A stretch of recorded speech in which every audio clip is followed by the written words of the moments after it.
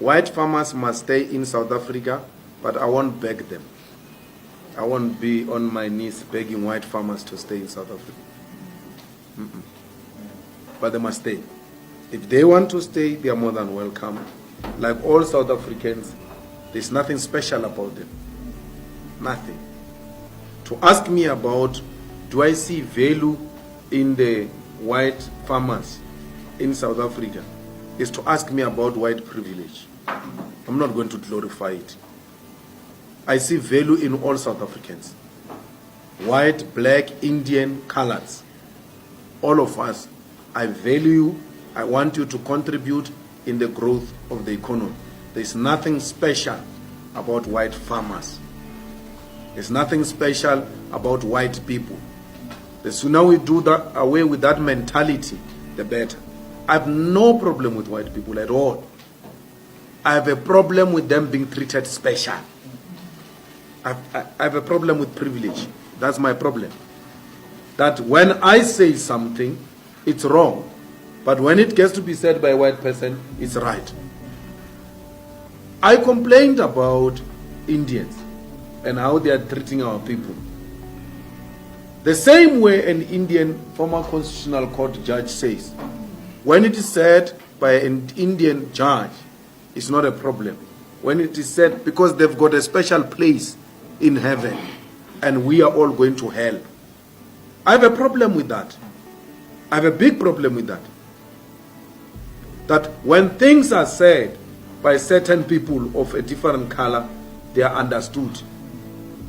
But when I say them, or Dali says them, or any African says them, they are said by an African child who comes from a poor family, a child of a domestic worker. Who's he to tell us? Can't be told by these people. So, no one is going to destroy any white farm. No white person is going to be killed or beaten up under the EFF government. It will never happen. But they will have to come down from the high horse and be here with us. What makes the hostility is the inability of our fellow white South Africans to reach out. They don't reach out. They actually create an impression that we are actually owing them an apology.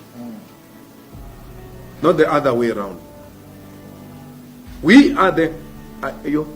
I've never met a white person who says, let's preach reconciliation. They don't preach reconciliation. The victims are the ones who are preaching reconciliation. Victims. Because who are begging. I'm not Cyril Ramaphosa. I don't beg them. I will never beg them.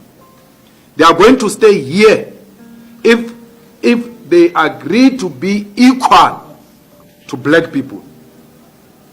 And I can tell you, my brother, I hear your accent. South African whites, they don't fear war. They don't fear blood. They don't fear any land taken from them. They know it will never happen. They fear equality. That's the only thing they are scared of. That they are going to be equal to monkeys. That's the only thing they fear. They know this Malema, they've listened to my talks. They know even when they reported me to Human Rights Commission, there's nothing hate about what this guy is saying. They know that. My crime is to demand an equality. That's a crime I'm committing in this country. To demand that the white minorities must come down from their high horses and humble themselves and work with fellow South Africans. These Africans have got no problem with whites. Actually, they love them too much. Some of them hate me because they think I hate white people. Or, hey, this one is going to make whites go. This one. They hate me for that. That's how much they love white people.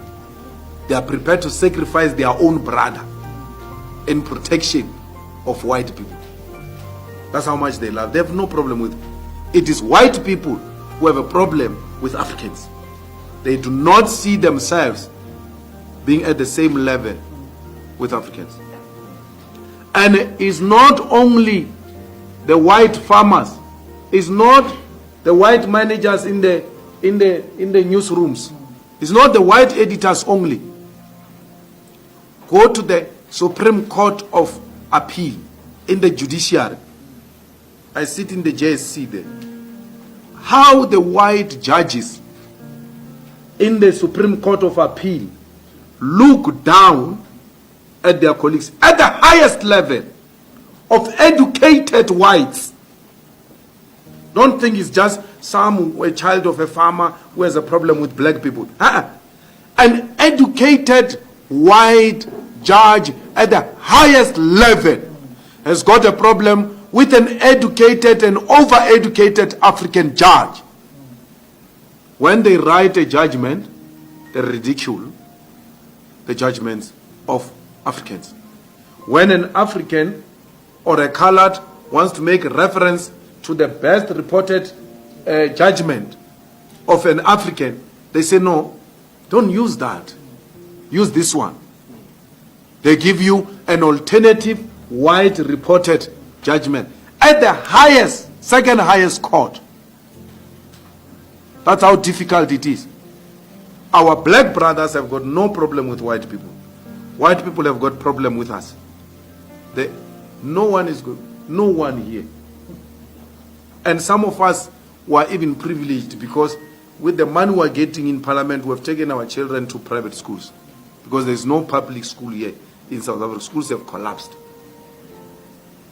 They befriend white kids.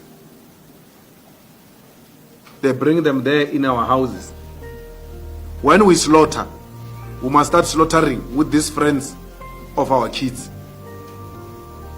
Do you think our children are going to allow that?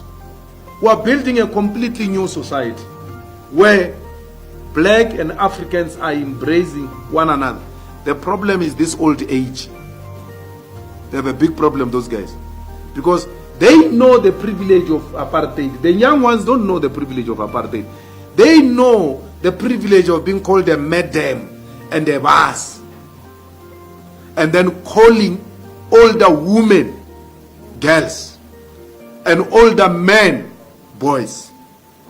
They know that privilege. And today is no more. That's what offended them.